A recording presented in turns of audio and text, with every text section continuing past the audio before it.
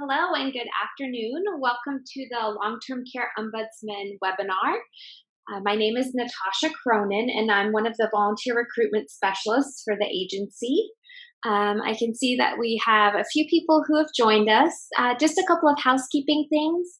There are two places where you can communicate with me and with other participants while this webinar is happening. There is the chat box and the Q&A. So if you have any questions as this goes along, feel free to put them in the chat box.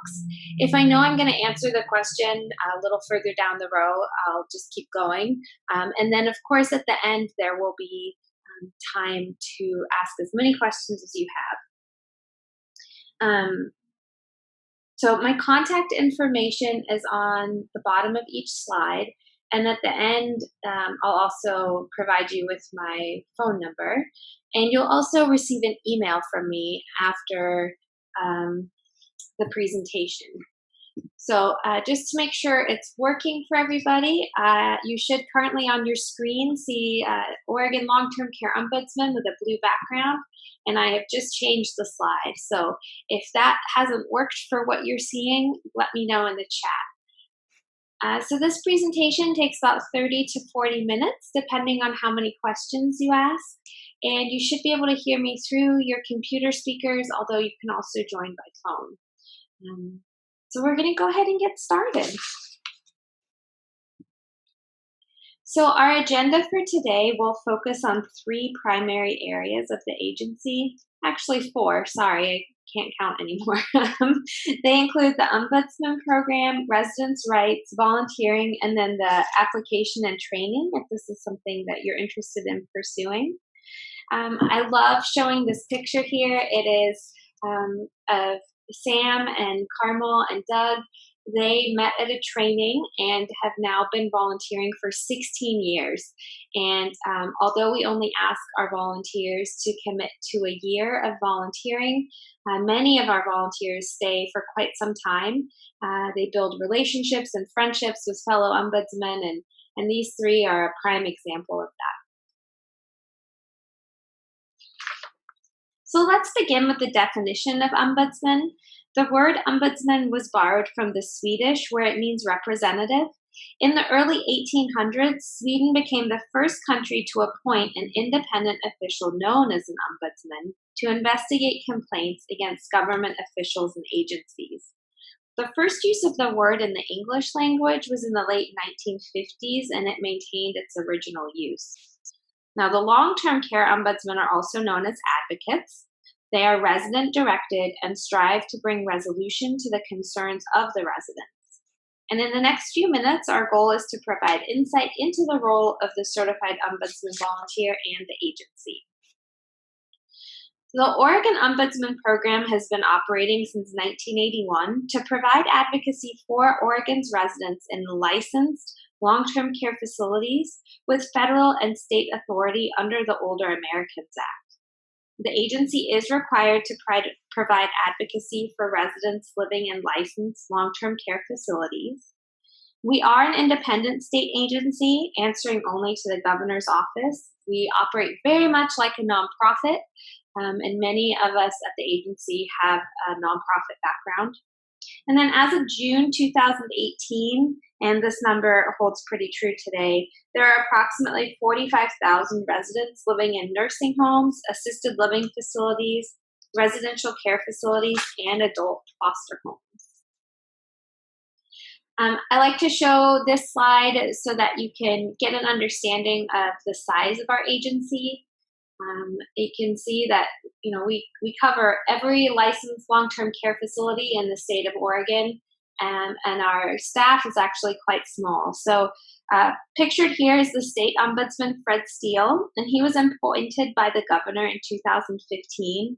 He is the agency director and promotes system change to legislators for long-term care issues in Oregon. If the governor or legislature wants information or data about long-term care issues, then they contact Fred. He lobbies to protect residents and improve their quality of care. You can see that other staff members are listed here as well. For us, the state of Oregon is divided into 9 districts, and each district has a deputy ombudsman assigned to it, and they are staff. So these folks not only take care of the facilities in these areas, but these are also the people who work directly with our volunteers. So you can see, for instance, Multnomah County, although small in square miles so District 1 compared to District 6, of course, being Multnomah County, the facilities there are many in a small area. So it's one county that has one deputy. And then when you look at District 6, in area it is huge, but the amount of facilities in that large area is close to what Multnomah has. So the deputies generally live in the area where they are overseeing, and they work directly with the volunteers. And we'll talk more about what that entails, but they are there for the volunteers whenever they are needed. And they truly are a fantastic, passionate group of people to work with. So the mission of the Oregon's Long-Term Care Ombudsman Program is to provide individual rights, enhance quality of life, improve care, and promote dignity for residents living in licensed long-term care facilities. Many residents have no one to watch out for them or speak up when things go wrong. Quite often, call lights may go unanswered, or meals might arrive cold, or quite frankly, medications are given incorrectly. So the need for ombudsman volunteers is great throughout the state. We very much anticipate after the pandemic it being even more important, us having volunteers. But currently we provide coverage for about 49% of the residents in the state. The mission is fulfilled through the advocacy piece. An effective ombudsman is a firm and friendly person who will advocate for what the resident wants. We don't make decisions for the resident or act as their legal representative or provide any type of care. Our role is to inform the resident of their rights and then act upon their decision. The Ombudsman volunteer provides a free and confidential service. So in the case of a resident who might be suffering from dementia or Alzheimer's, that makes the issue more complicated.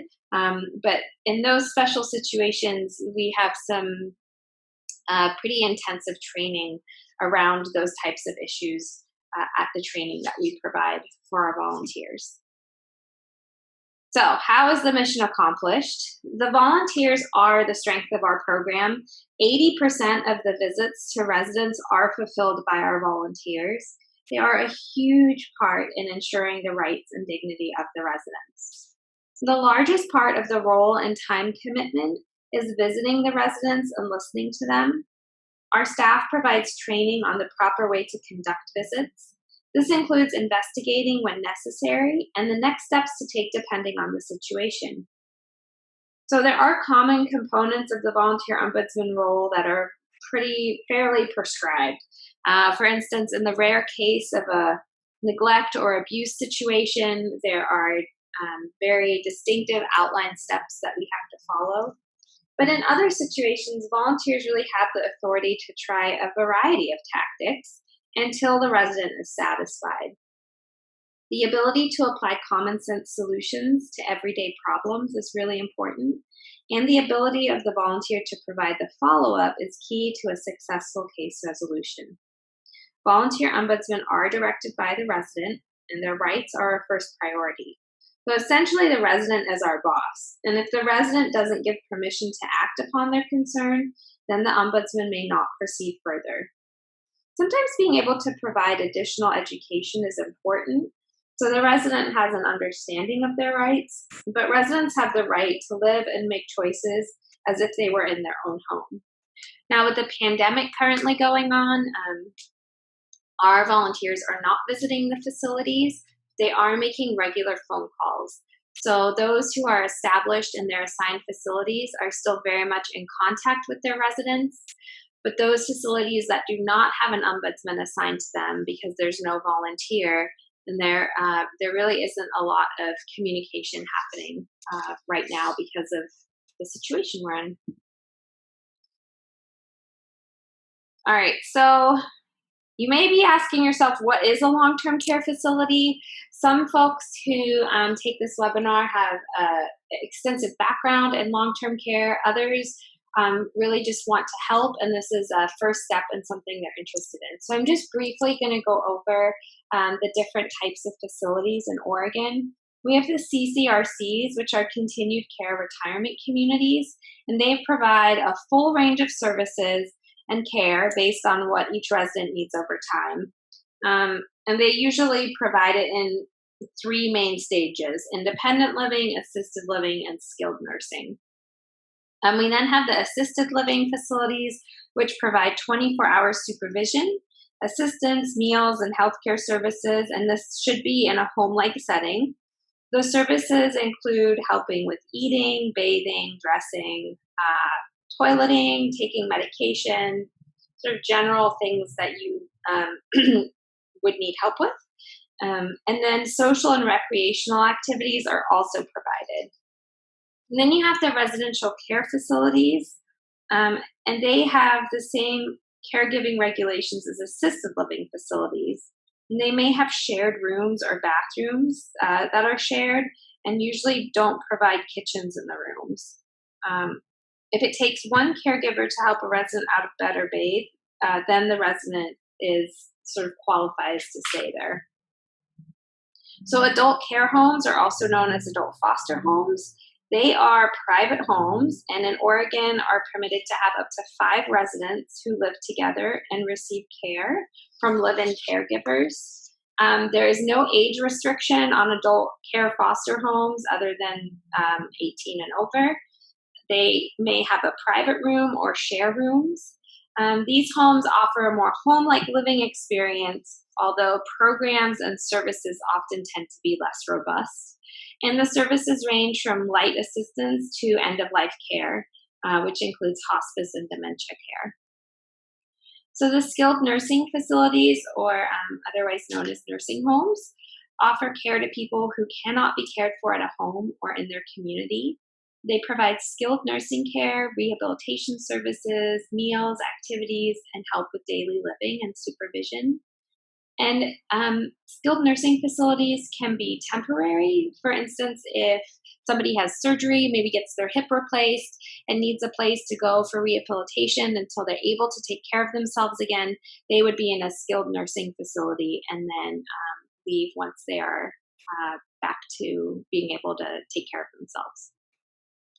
So the endorsed memory care, when I first started working for the agency, I thought that memory care was a facility in and of itself, but it's actually an endorsement, and it sits on top of assisted living, residential care, or nursing facility licenses. Most memory care communities are residential care facilities. It does require a diagnosis of dementia or other memory care diagnoses. And it is a secure environment, which means the buildings are locked, and if there is an outdoor area, it is also locked and secure, or at least is supposed to be. All right, so what you see now are the top 6 complaints that we receive from residents to our ombudsman in the state of Oregon. And because of the data our staff and volunteers collect, we're able to compile this type of information. You know, the average consumer knows much more about cars or apartments or cell phones than she might know about long-term care facilities. So what if, for example, an apartment tenant is told by her landlord that she has to move out within 48 hours because she's being too, quote, difficult? The tenant likely will object, and the law is going to most likely be on her side, assuming that the rent has been paid. Being difficult never is enough to justify eviction from a long-term care facility. And evictions from long-term care facilities generally require a 30-day advance notice. These eviction rules are set by state and federal laws. Now, unfortunately, if a long-term care facility resident is told by the administration that she has to leave within 48 hours on account of being difficult, the resident may panic and move out. Because she's unfamiliar with her rights and laws that protect her, she's inclined to automatically believe everything told to her by the long-term care facilities administration. Too frequently, long-term care facilities follow standard operating procedures that violate a resident's rights, and these operating procedures are often harmful to the residents. So you might be asking yourself, or maybe not, depending on your background, but can it really be possible that many long-term care facilities follow illegal procedures? And regrettably, the answer to that question is a yes. The next question you may be asking is how, and more specifically, how can it be that so many long-term care facilities have been allowed to develop standard procedures that violate laws which are there to protect residents? Certainly part of the answer is a consumer's unfamiliarity with long-term care facilities, and specifically with the protections provided by the law. Another part of the answer is the unwillingness of residents and their family members to make complaints to the long-term care facilities due to shyness and a fear of long-term care facilities retaliating against a resident. So together, when you put this shyness, lack of knowledge, and fear of retaliation together, the long-term care facilities can develop and follow these procedures. And that is where the ombudsman is so very important, because through the training and support from the deputies, the ombudsman know what the laws are and what the rights are, and so are able to help the residents.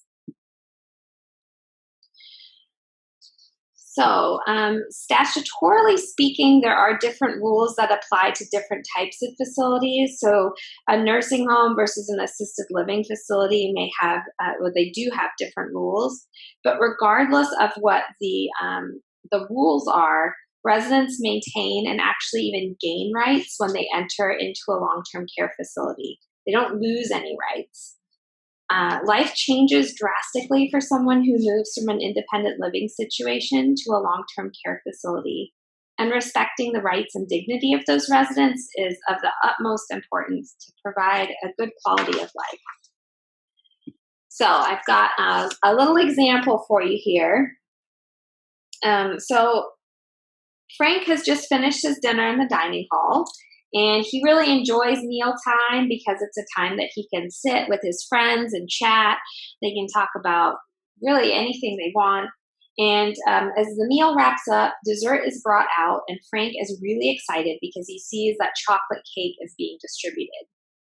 And so he's chatting with his friends, and then he looks down, and Frank realizes that he doesn't have chocolate cake, and in fact, he's been given Jell-O. And Frank calls over one of the staff, one of the facility staff, and he says, excuse me, I'm so sorry. I think there's been a mistake. I got Jell-O for dessert, and everybody else got chocolate cake. And the worker responds, oh, Frank, we're just trying to get your diabetes under control, and that the doctor said you should watch your sugar. And so, this Jell-O is sugar-free, and it's much better for you. Now, Frank, with disappointment in his voice, says, well, I understand that I have diabetes, and I know I'm supposed to keep my sugar intake low, but I would still like to have a piece of cake. And the worker refuses. So once Frank finishes his meal, he heads to his room and calls his ombudsman. Now, what do we do next? Do we suggest to Frank that maybe the dining hall could make him chocolate cake that's sugar-free? Do we tell Frank that the Jell-O really is his best and healthiest option? Nope.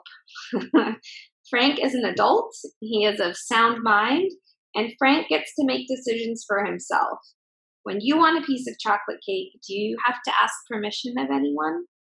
So the resident is our boss, and if they want to eat chocolate cake, we do everything we can to advocate for the rights of the resident.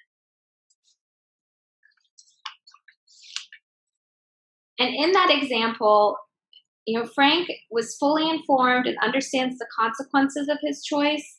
And part of the ombudsman role is to ensure the resident understands what they are requesting and the potential ramifications of that request. But if they continue to say, nope, that's what I want, then that is what we advocate for.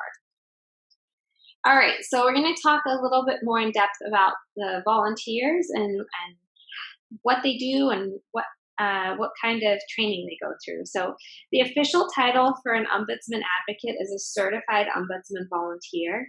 Upon completion of the application, screening, training, and certification processes, the volunteer becomes an authorized representative of the state of Oregon. While our volunteers are a very diverse group, they must be at least 21 years or older and be able to pass all screening processes, including a criminal records check. We ask that our volunteers commit to a minimum of 4 hours a week and at least 1 year of service. So I'll expand a little on the time commitment. Most volunteers spend the time making visits and phone calls, attending meetings, and filling out reports. Some weeks are going to be more demanding than others, depending on the cases. We really stress that daytime, weekday hours are best, or at least a highly flexible workday. Administrators and other key staff typically work Monday through Friday between 8 to 5. So being able to be at the facility during that time, at least occasionally, is really important. But the ombudsman volunteer cannot be denied access to a facility, and that, of course, is during normal times. Right now, we are, in sort of different and special circumstances. Ideally, the ombudsman is going to visit at a variety of times and days of the week to gain a full picture of the facility at different times of the day. There are conflict of interest requirements that we have to follow. Those who are currently working at a facility or have worked at a facility in the past year would not be permitted to volunteer. And if you have questions about that, please feel free to send me an email or call, and I'll help walk you through that process. So while there are specific duties of the certified ombudsman volunteer, we want them to work independently and use their skills. In the process of helping resolve resident concerns and complaints, the ombudsman volunteer may work with administrators, other staff, family members, physicians, and other service providers. To ensure residents, family members, and staff can reach the certified ombudsman assigned to the volunteer, my notes are kind of funny here. So to make sure that anyone who needs to can reach the ombudsman, their volunteer's phone number is listed on a poster near the entrance of the facility. This is an aspect of our program that can sometimes cause a little bit of anxiety for folks considering becoming a volunteer. You can see here pictured is one of our posters, and it has a 1-800 number on it. These posters are the ones in a facility without an ombudsman. Once a volunteer is assigned, we place the volunteer's phone number of their choosing on this poster. And if a volunteer is hesitant about that, or they don't want their direct phone number on the poster, we can help get a Google phone number for you.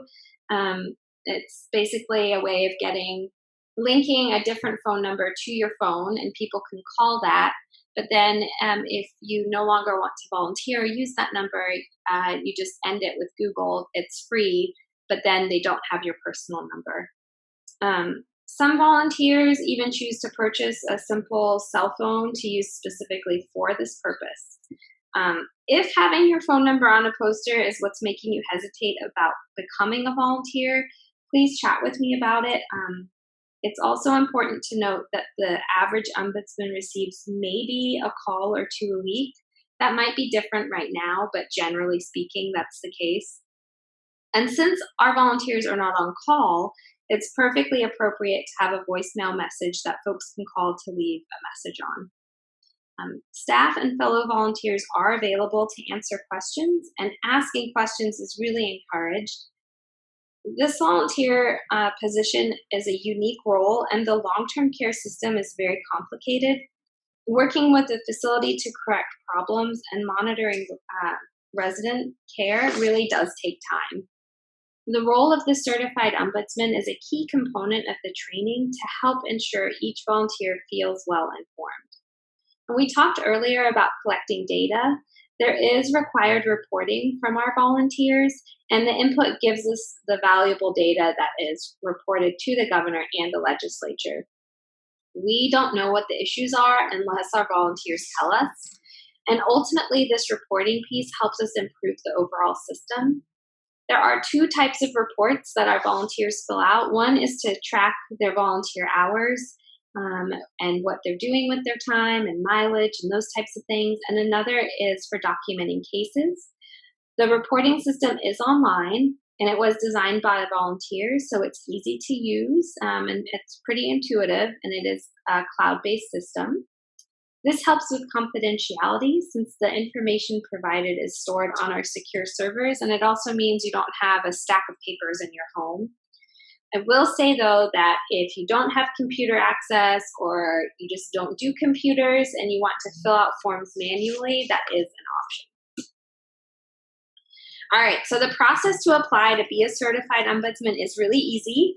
Applications can be submitted online. You can download them. You can also request that we mail one to you or fax one to you. You will get one emailed after this. I will email you one after this webinar. When the application is received at our office, the applicant will be contacted and we schedule an interview. It could be with our volunteer recruitment specialists, myself or Carol, or one of our recruitment and screening volunteers from the applicant's district. And I'll talk more about the recruitment and screening volunteers in a little bit. And then following the interview, references will be contacted and the criminal records check is processed. Then the next step is the formal approval and invitation to attend a training session. Certification is awarded upon completion of the entire training and passing the take-home exam. And the deputies work with the volunteer to determine the facility assignment. Generally speaking, training dates are posted on our website.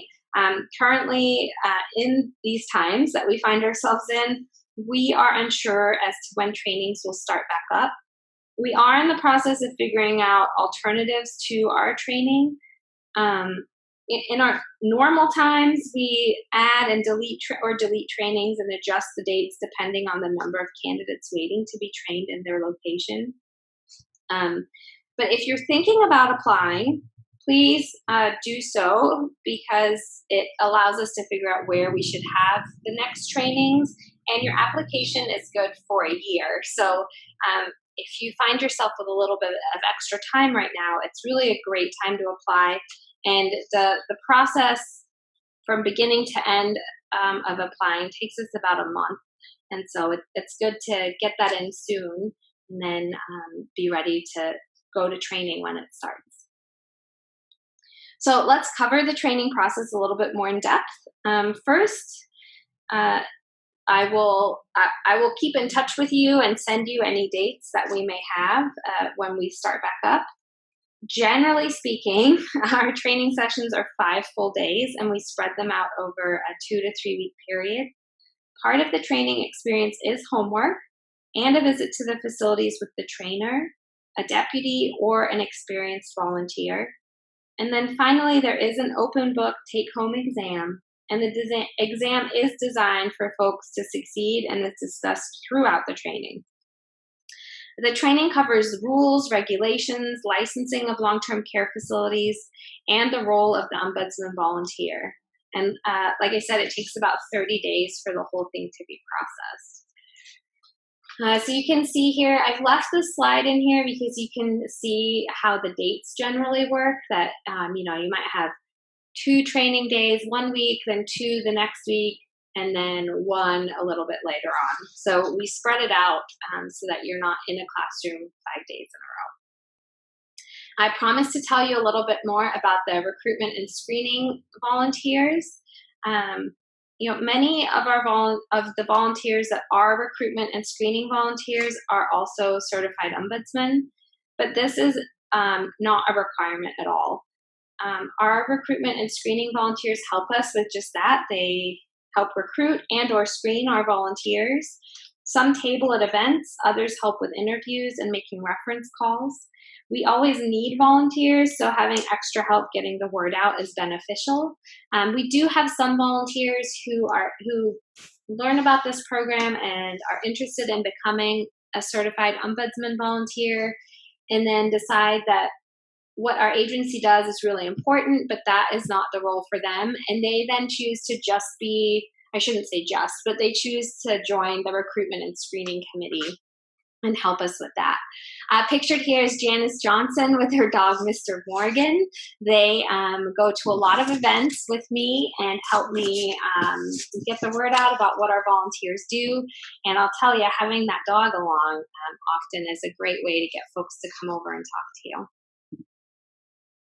All right, so there is time investment up front before beginning your ombudsman work. And there certainly is a learning curve, but I hope that doesn't stop you from applying. The staff and current volunteers are here to help you. And as someone who's worked in nonprofits for over 15 years prior to working for this agency, and I can honestly and genuinely say I have never seen such support for volunteers as I have seen at this agency. Not only do the staff really embrace and help volunteers, but current volunteers really take new volunteers under their wing and teach them what they know. And I think it's really great. We do that 1-800 number that we have goes to our deputy on duty, which is a staff person. And if for some reason a volunteer can't reach their deputy, they can call that 1-800 number, which means there is someone Monday through Friday from 8 to 5 that can answer their question regardless of whether or not their deputy is available. The other great things and support that are offered to our volunteers, we have monthly team meetings for each district, which means all the volunteers, if you remember back to that map, although the larger districts like District 6 have multiple meetings, but the folks in a district meet together, and it's really a great opportunity to meet with the deputy and to gain valuable information from your fellow volunteers. The monthly meeting usually has a ongoing education component to it, and then there's a huge part of it is problem solving. So people will talk about the cases they're currently working on, and if they're having issues, bring those to the table to see if anybody else in the room has dealt with that and what their solutions were in the past. We also do a statewide training event where we, generally speaking, it's in Wilsonville, and all of the ombudsman volunteers from across the state come to Wilsonville, and we do a 2-day training event. We pay for all the travel and the hotel, and it's a really great time to learn more, but it also is a fantastic time for folks to get to know each other and to kind of talk about how they do things in different parts of the state. All right, so we're almost done. As I mentioned at the beginning, you will receive an email with contact information and additional information from me. And there's also a lot of information on our website. And like I said, we're happy to mail you an application if that's something that you would prefer. If you have any additional questions, please type them in the chat box, and I'm going to answer them in just a minute. I also want to say that if you feel like maybe this isn't the right role for you, that maybe you know somebody who would really thrive as an ombudsman, please feel free to share the opportunity with them and invite them to sign up for the next webinar. So as you think of questions, I'm just going to mention our Facebook page. We do invite you to follow our Facebook page. You can find a lot of information about long-term care issues there, resources. Right now, we have a really, I don't want to sound cheesy, but it's a really beautiful campaign that we're doing. It's called Love from a Distance, and people are using our template and writing messages to residents in long-term care facilities, and they're posting them on our Facebook page, and we are then taking them and compiling packets and sending them to facilities to share. And it's just a way for folks to let people in long-term care facilities know that we're thinking about them. So we'll move on to questions. So let's see. One of the questions is a volunteer assigned to only one facility or multiple facilities in the area? Great question. Generally speaking, our volunteers are assigned to one facility when they start out, And then once they get their feet wet and they feel comfortable, it is up to them. But most of our volunteers choose to take on additional facilities. It is not required. It also depends on what size facility you're assigned to. So I hope that answers your question. We definitely want you to be comfortable before we assign you to a lot of facilities.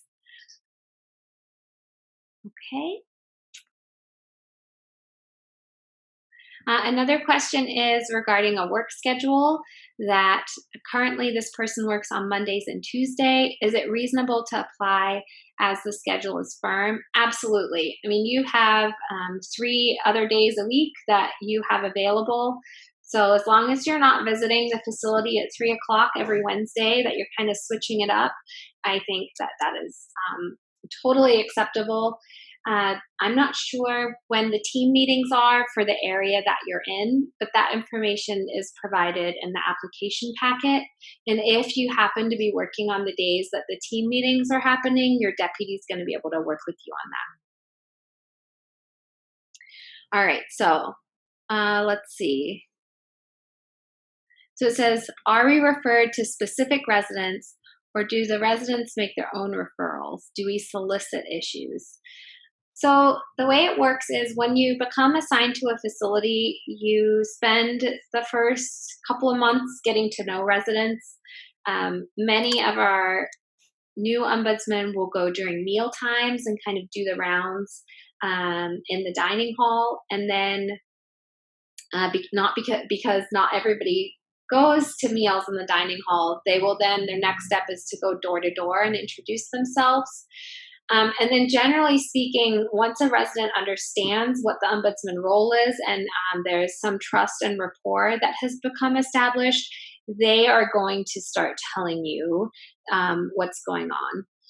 However, they may also call the number on the poster. So you may never have met the resident, but they see the poster, which is required to be hung in every facility, and they may call you. I would say in regards to soliciting issues, to some degree we do.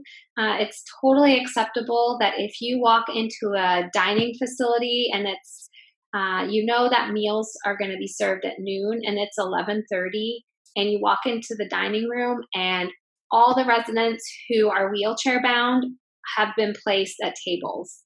It would be acceptable to go up to those residents and say, hey, how are you doing today? I noticed that meals don't start until noon and it's 11:30. Why are you here early to save your own spot? Tell me about this. We're going to want to ask open-ended questions. But often the answer is, well, they take wheelchair-bound people down first because that's easiest, and then they help the rest of the residents. So that would be a situation where you can see that something's going on and you can ask about it. And if they tell you, yeah, I don't like this, then you can say, well, is this something you would like me to look into? And they may say, no, it's fine. I don't mind waiting. Or they might say, yes, this drives me crazy.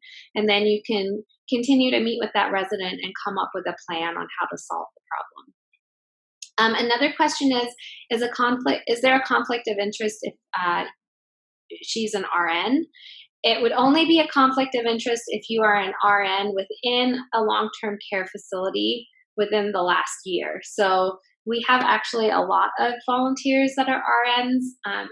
The conflict of interest really just comes into play if a facility is paying you in some way. You can't have been paid by a facility within the last year. Hopefully that makes sense. Great. I don't often get so many questions. That's pretty amazing. Thank you. Any other questions? Looks like that might be it. So I really appreciate you joining me today and learning about this program. Please remember that you don't have to be an expert. You really just have to care about this issue, and we will teach you. We really do offer a great training, and the team environment here is pretty fantastic. I will, again, email you, and if you do have any questions, email me back. And I think that's all I have for now. Please stay safe and healthy, and I hope you and your family are doing well. So thanks a lot, and I'm gonna end the webinar now. Bye bye.